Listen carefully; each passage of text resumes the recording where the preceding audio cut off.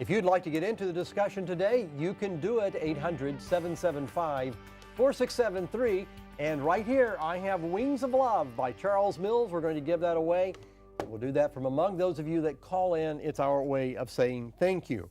Our guest today is Marcel Schwantes, and he is a professional certified life corporate coach. He's a speaker and trainer, and he's an expert in the area of making life changes. And at the beginning of the new year, we know that many are struggling with New Year's resolutions, what to do with those resolutions that have been made. What about the ones that have already been broken? And can you do it by yourself? Well, according to research, maybe once in a while, but not on a consistent, regular basis. In fact, let me ask you about that, Marcel. How many people actually make changes, set out to make changes, and can consistently follow through with those changes that have been made? I know that in a lot of areas of life, smoking, for instance, people, I mean, the common question is, how many times have you stopped? Well, the bottom line is you've never stopped if you have to ask that question, but that seems to be sort of endemic to life. Right. People make decisions, live with them for a little while, then fall right back into the same old habit patterns and lifestyle that has been before. So even with your help and assistance, how many people are actually able to make changes and stay with them? I would say that if I took 10 clients, I would say that maybe 5 or 6 are actually successful enough to make those changes. Okay. Yeah.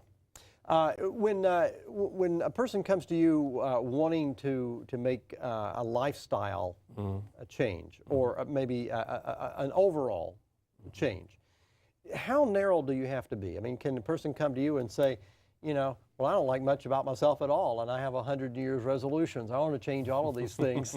I mean, give us some practical understanding about the kind of change that is actually possible for a person to make. I know sometimes people will go through a dramatic experience and they'll say, now all the lights came on, I changed everything in my life. I couldn't do any of it before. But I'm assuming that's probably not the usual. But help us sort that out for us. Yeah, a typical example of a life coaching client will be somebody that needs to be more organized. There is clutter around their lives. And so they come to me and we look at steps on, well, what are you going to do to have more of an organized life? Another example is somebody that may be having a conflict in the workplace, whereas the people at work may no longer meet the needs of that individual towards conflict resolution. So they come to me to look at what steps can I take. Is it me or is it the other person? And so we look at ways to navigate around those issues as well. Yeah. So it could be at workplace, it could be in your personal lives. Yeah. Okay, but can you tackle a whole bunch of things at one time? We can, but that's very challenging. Like I mentioned in the past, it's more suitable to work one step at a time, pick one area. For example, if you have clutter around your home, well, let's look at that first, and let's look how you can get uncluttered. And then if that is affecting another area of your life, then we tackle that area next. Well, I know as a pastor, I mean, often when people come to the Lord and they're baptized, they want to change a whole bunch of things at once. In fact, often those of us that are pastors ask people to change not just one or two things, but a whole bunch of things in their life, big issues in their life. Because, I mean, obviously, often when people come to Christ, the lifestyle is so out of sync with what God would have them do that major changes are required.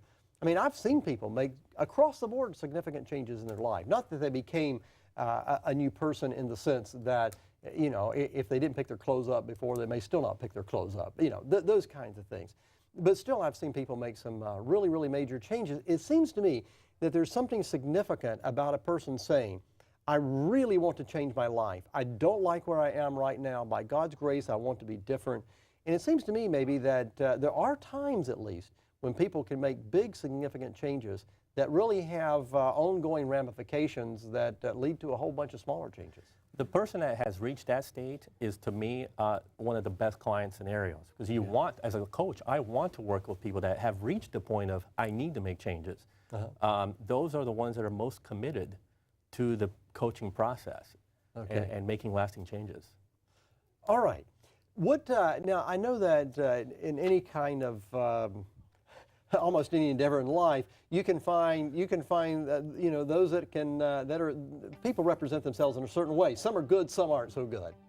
And since this is a new endeavor, the area of lifestyle coaching, relatively new, I'd like to sort some of that out so that we understand, you know, well, what does a person have to do to be a lifestyle coach, and is everyone equally good? Right. All right, we'll be back in just a moment. Stay with us. There's more to come.